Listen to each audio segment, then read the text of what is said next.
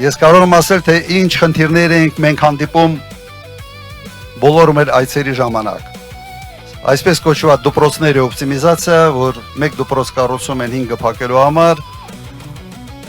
պասպորտային սեղաններ, այլ կարգի ծառայություններ, որը պետությունը մատուցում է քաղաքացիների համար, խոշորացնում են եւ տարբեր գյուղերում ուղղակի գյուղացիների համար, ժողովրդի համար մեծ դժվարություն է ստեղծվում։ Սա մի վիճակ է, որը եւս մենք մեր ծրագրերում շտկելու ենք, վերացնելու ենք բոլոր այն քայլերը, որոնք ամեն քայլափոխի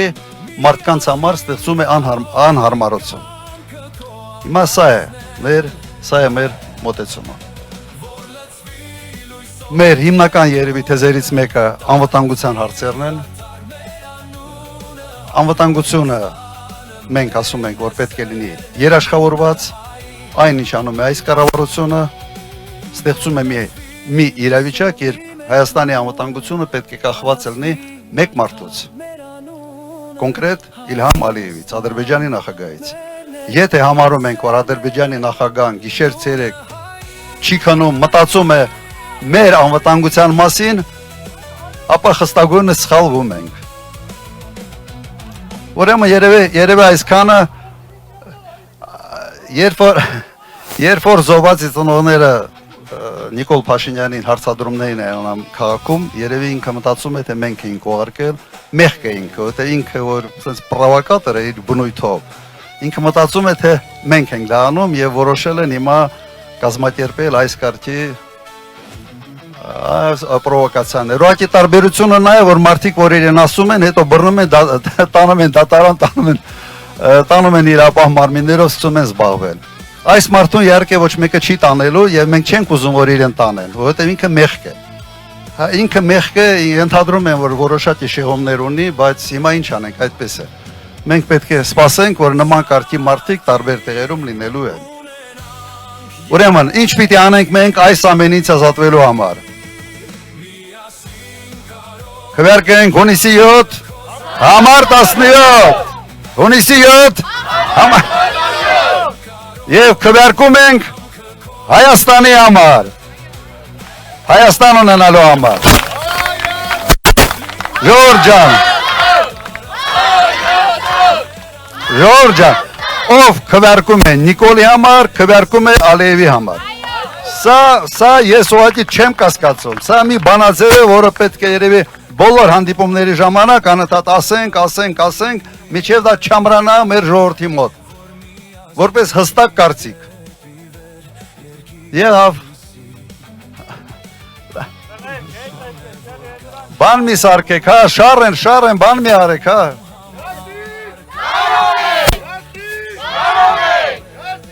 Կարող ենք։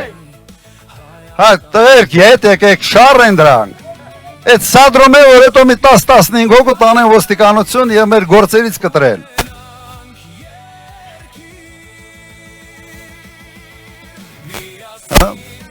Մերոնք չեն ընդեղ, չէ։ Կան։ Ժողովուրդ ջան, խնդրում եմ մեղք է այդ մարդը։ Հետ քաշվեք, գործ չունեք։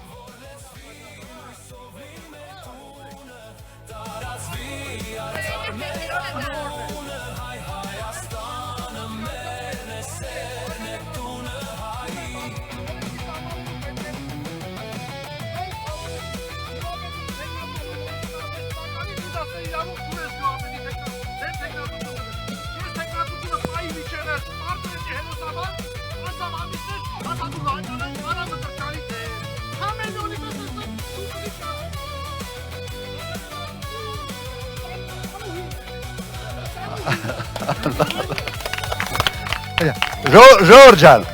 ես մի բան ուղղակի խնդրում եմ բոլորի։ Գալու են, սադրելու են,